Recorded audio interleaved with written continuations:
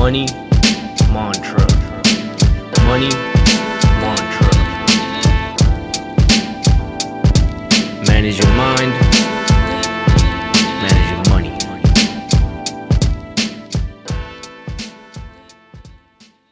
All right, my people, here we are on another episode of the Money Mantra. I am your host, Caesar Visual Zamudio, and today my guest is John Williams, and what he does is he is the founder and president of Life That Counts. He helps students with their enrichment.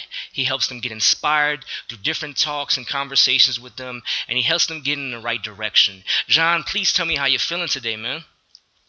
Man, I'm feeling fantastic, Cesar, and I want to tell you, I was just sitting here thinking during your great introduction, which, by the way, man, I'm humbled by you saying that. Thank you for that. But so we have the most common name in America, John Williams, on a call right now with Cesar, the visual Zamudio. Okay, so we have the cultural thing happening, brother. Yes, sir. Yes, sir. I love it, man. I love it.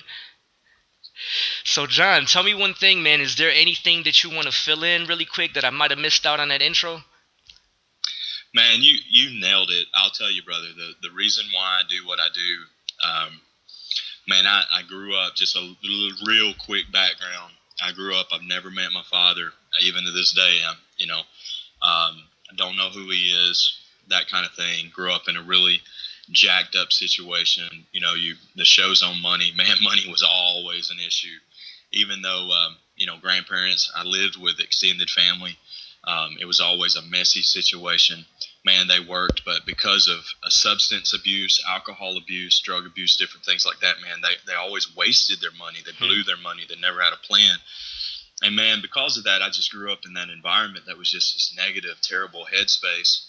And I knew that there had to be more. And the thing that, brother, I wanted out of life, and this is, I'm so thankful that I get to do this now, man. And this is what I tell students when I get to share my story with them from a platform, is I tell students, you know what, look, I wanted my wife to know her husband, and I wanted my kids to know their father. And man, everything else, for me, everything else in life, I has to bow down to that, and everything else has to serve that. So, brother, if I'm not, my goal, my dreams, aspirations, if I'm not loving my wife and kids well, then, man, I'm missing it. So I just want them to be served and cared for and taken care of by their dad. So there you go, man, and thank you for those kind words. That's awesome, man. That's amazing. That's exactly how I feel the same way about my wife and kids, man. I agree with that 100%. That's great, man. So, yeah. John, let's get right into this, man. Tell me, first question right here, what is your money mantra? I got to tell you, Cesar, so I don't really have this like a catchphrase or anything. Different people have quoted me on one thing that I've said, and I haven't really owned it, so I don't know. Maybe it's catchy, but don't let your past define your future.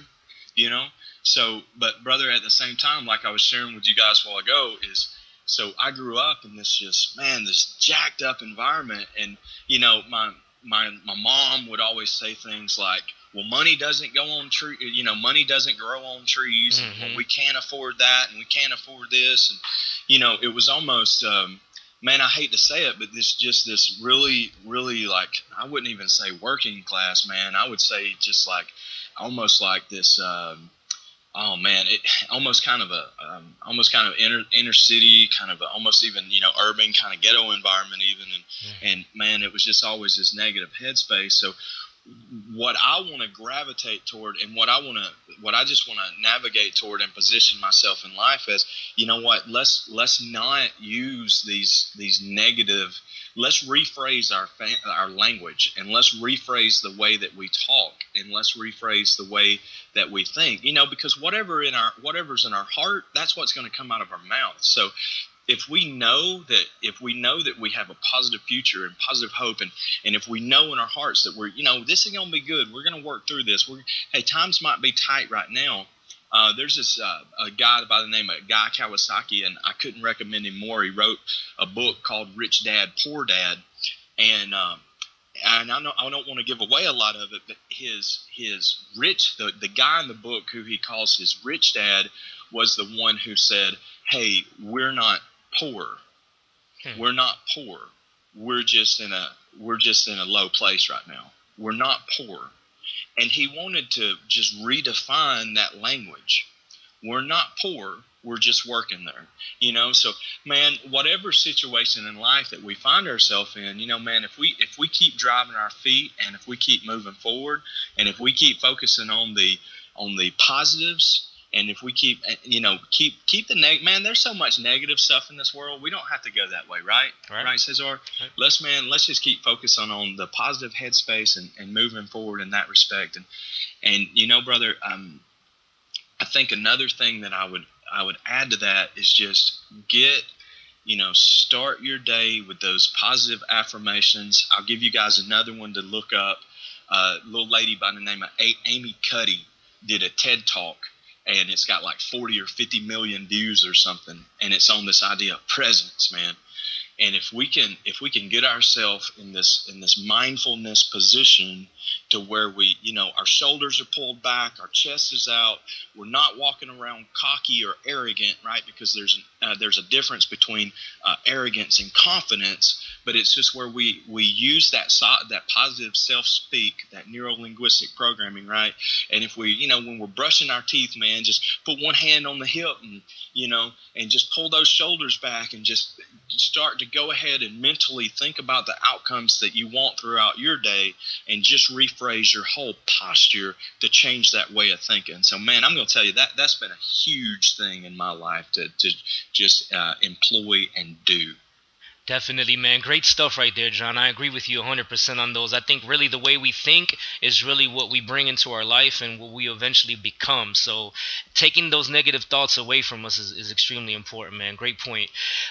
John, let's get right into money, man. Let's talk a little bit about money. So please tell us your different streams of revenue and how you earn them. Man, for sure. Yeah. So with with Life That Counts, the organization that man, so grateful we got to start this thing up and now I get to lead it, man. We get to serve students and stuff. Our primary one of our primary streams of revenue. Well, we have several actually. We have several streams of revenue.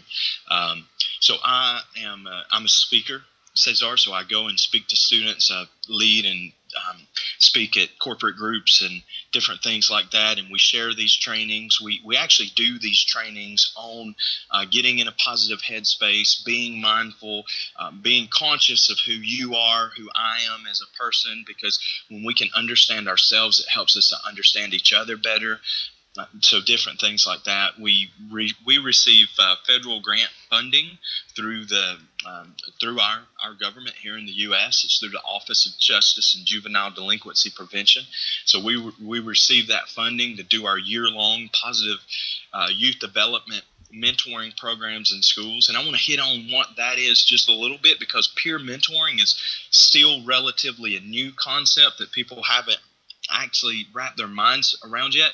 Peer mentoring has been around forever. It's been around like since the dawn of mankind, okay, because we influence each other, just like you and I get to influence one another. Sure.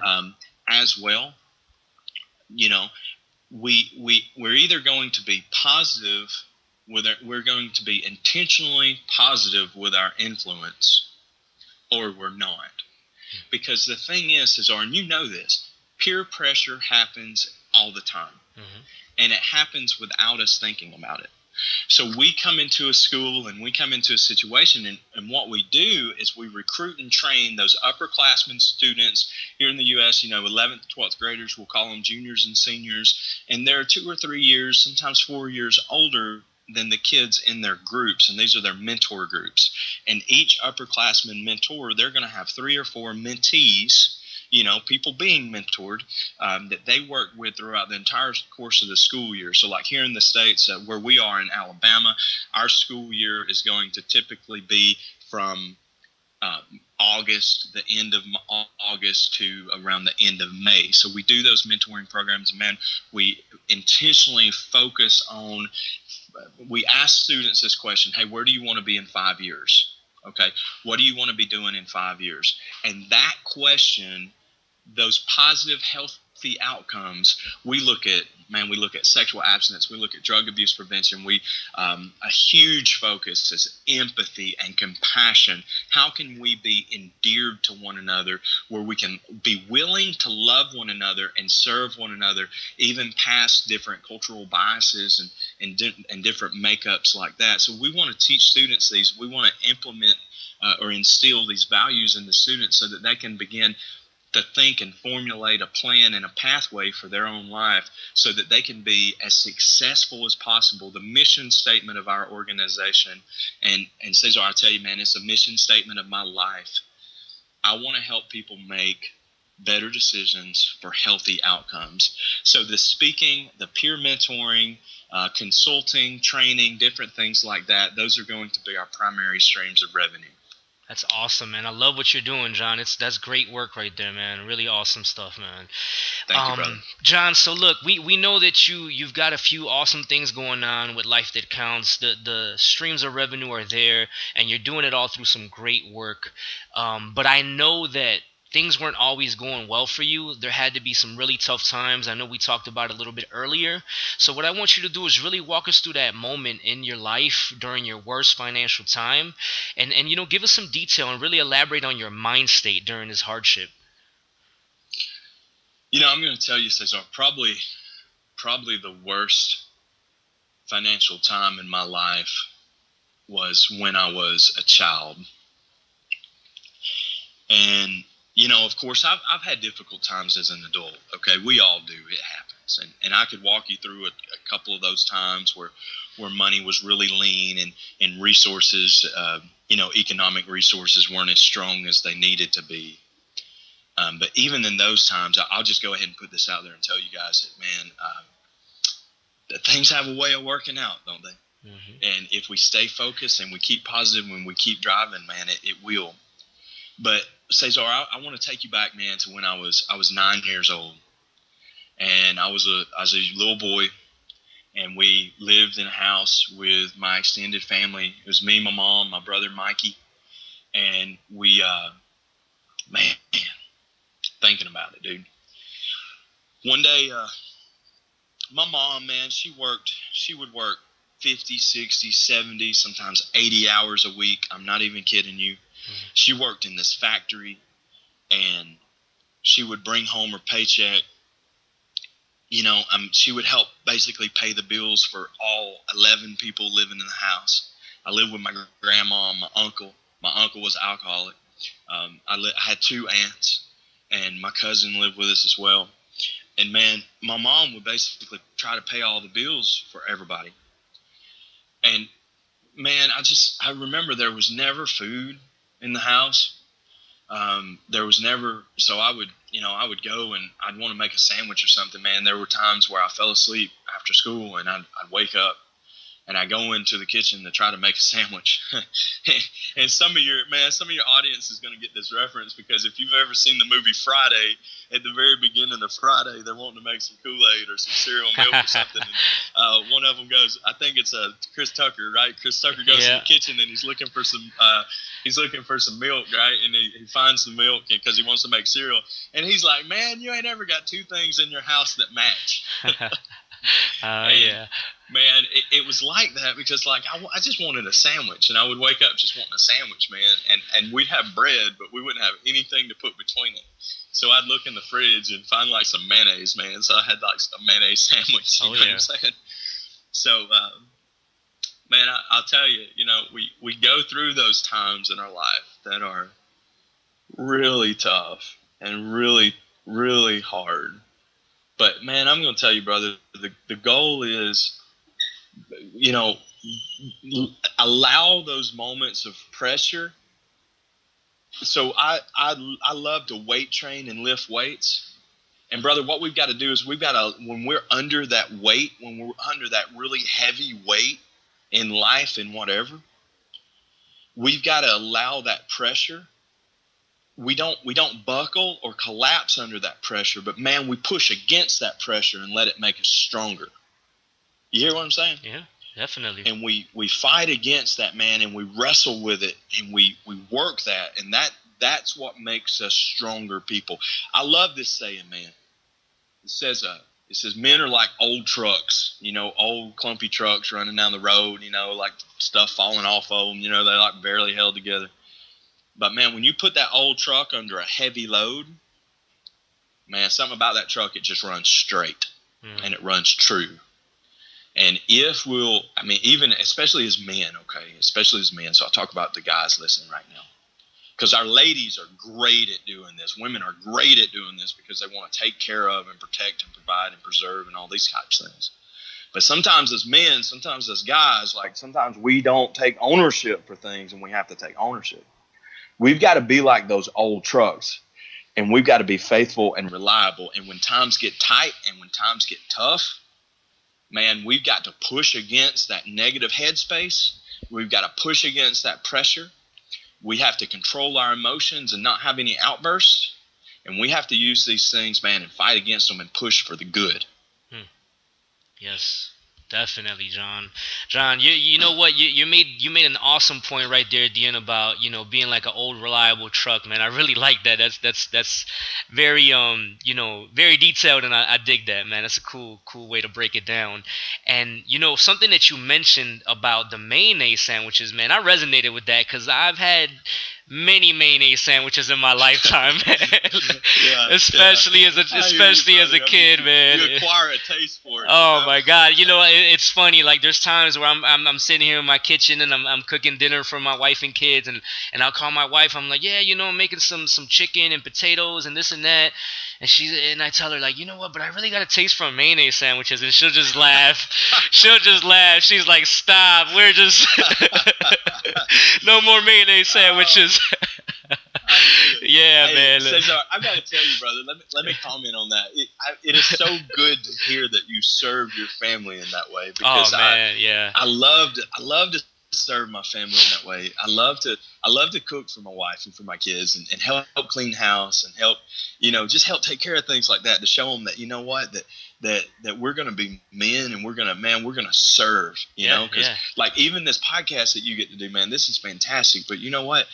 If we kill it in every area of our life, but if we miss it with our wife and our kids, oh man, we missed it altogether, Yeah, I agree, man. There's times where things just don't feel right for me. If everything is not on point at home, it just doesn't feel right outside. Like work doesn't feel right. Nothing feels right. Everything's got to be right with my wife and kids, man. That's definitely majorly important to me. John, man, thank you for that story right there, man. Lots of deep stuff. I know that was tough times. Like I said, I've dealt with very similar stuff when I was a child.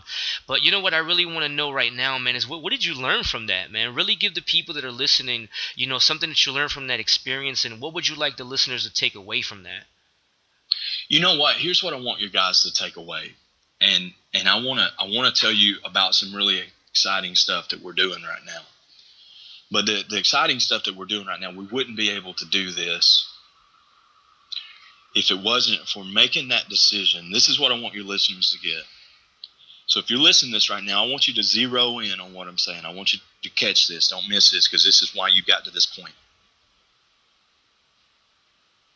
Whatever your situation, whatever your financial, economic, whatever your background, if you're growing up in a home and mom, dad, or your uncle or grandparent or somebody, there's abuse going on and there's hatred going on, and you're growing up and maybe in a situation like me where it was fueled by alcohol and chaos.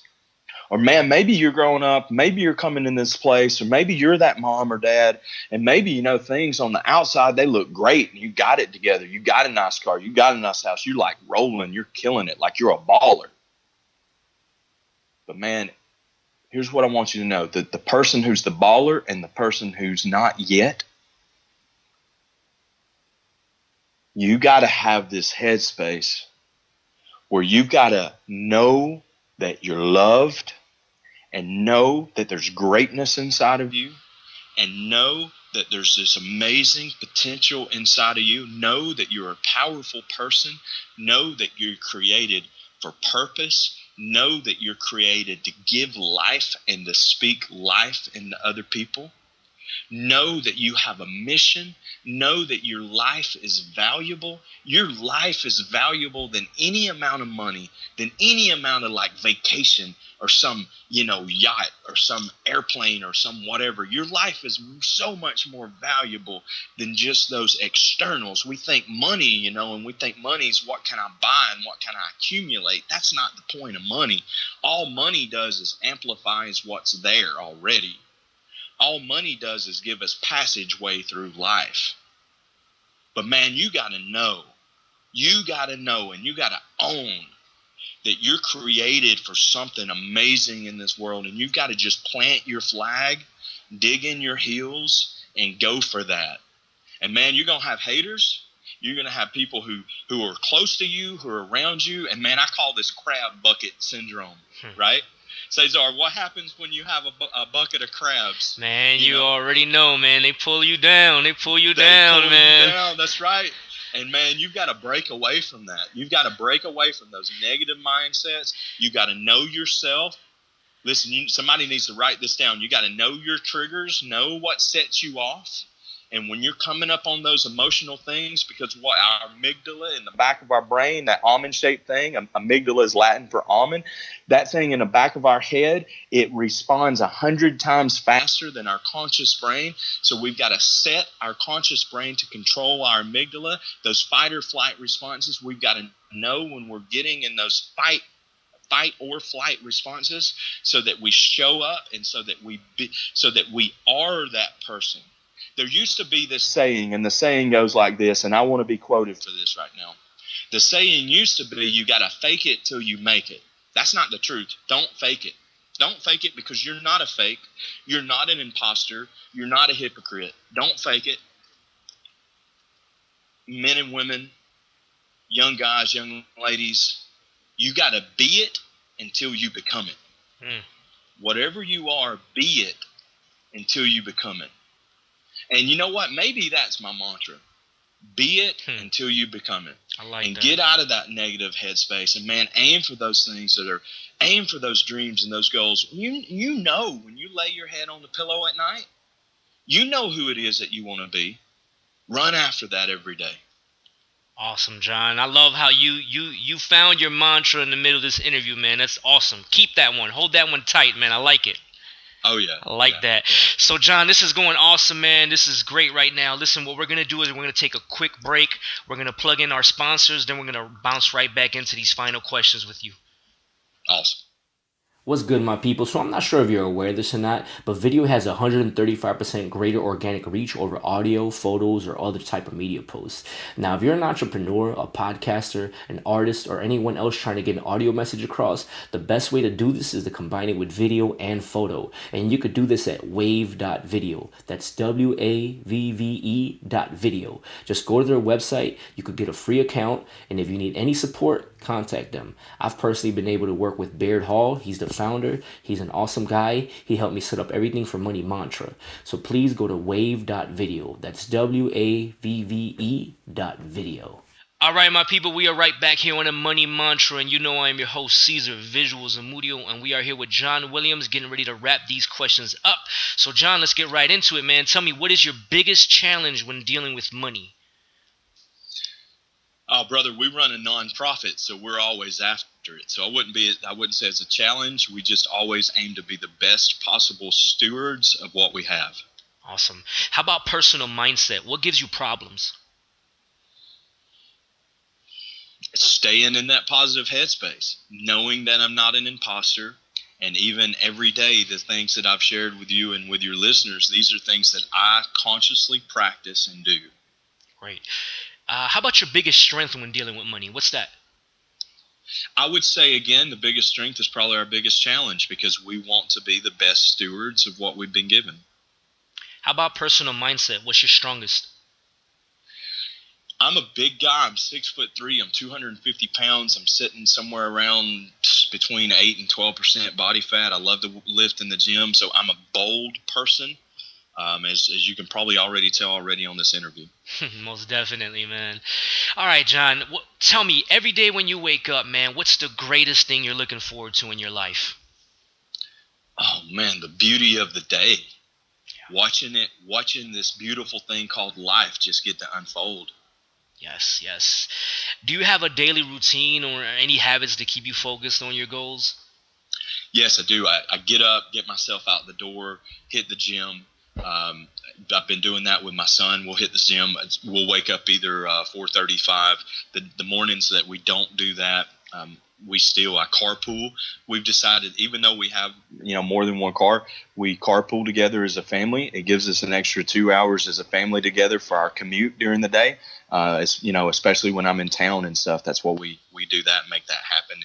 And that, just going to the gym, putting the earbuds in, listening to something encouraging, uplifting, that helps keep me honed in. That helps keep me focused. Great, man. So do you have an app, software, service, or any other type of resource that helps you with your business or your personal life? Man, I'm going to tell you, I'm old school, and I was around before iPhones and before smartphones. So you guys just don't know. I'm crazy about the iPhone, man. I mean, the fact that here we are in different parts of the world, and we even get to do this call. So I upgraded to one of the phones that has a whole bunch of storage, Yeah. So that I could use a lot of different apps. I will give a shout out to one, though, and this is great, and this will help you create your brand. It's called Adobe Spark. It's a free app. It has some wonderful tools in it. Adobe Spark is fantastic. Awesome, man. I like that. I'm going to have to check that one out. Okay, how about a book or film that you recommend, and please tell us why? Oh, book or film, man. I like movies like Hidden Figures. That's kind of a new movie that's come out. Hidden Figures is about these ladies of color who worked with NASA back during the days of segregation in America, and just to see, man, when we have these opportunities to look past skin color or the way that we talk or different backgrounds, and when we have the opportunities to collaborate and begin to love one another, to work together, man, I love movies like that. Awesome, man. Great. I got to check that one. I haven't seen it yet. Oh, you've not seen it, man? You've got to watch Hidden Figures. It's great. Definitely, man. I hear great things about it. So, John, this is probably my favorite question right here, man. This is something I've definitely thought about since a kid, and I'm sure you may have as well, especially while you eat those mayonnaise sandwiches. So, listen, what would you do, or maybe what have you possibly done with your first $1 million? Yeah, so again, money is, I absolutely believe that all money does for us is money gives us autonomy where we can create our schedules and different influences like that. So that's how we've been able to create the organization Life That Counts. I have a lot of autonomy, a lot of independence in my schedule, a lot of independence to be free.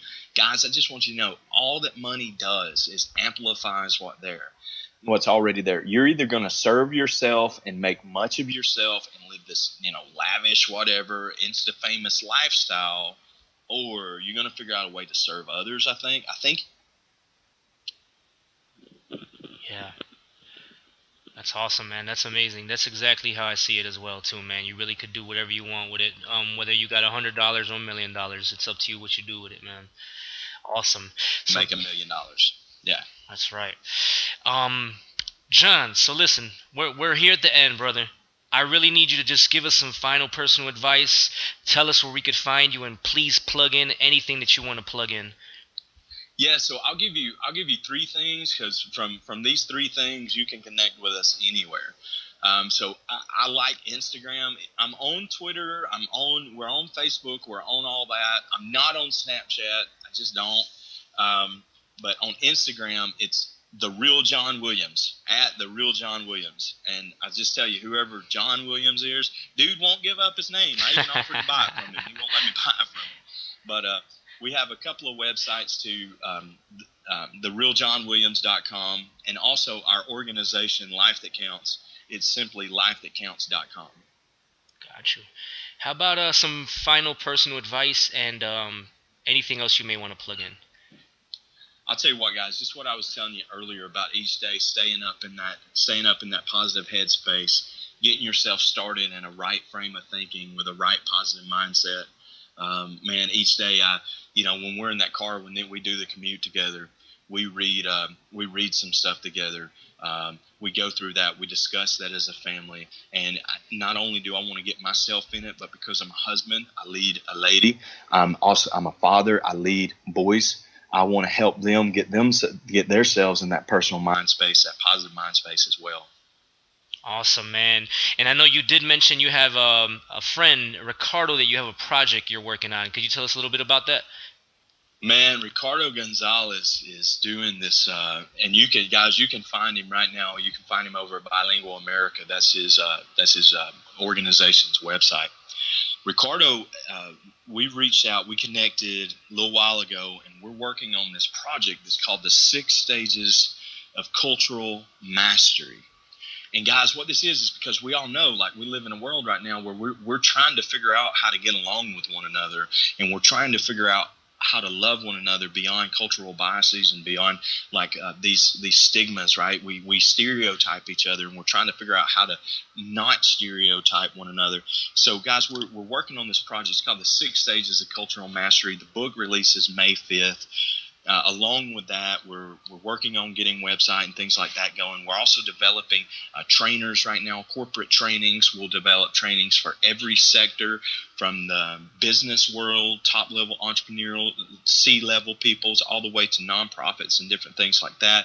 We're going to target with the sports arena as well. We'll target healthcare and different areas like that, as well as public servants, because these folks who are public servants, man, they're trying to help serve. They're in those positions because they want to bring harmony to humanity. So, man, that's why we exist. That's what we're trying to do, is we're trying to figure out a way to better bring some harmony to humanity.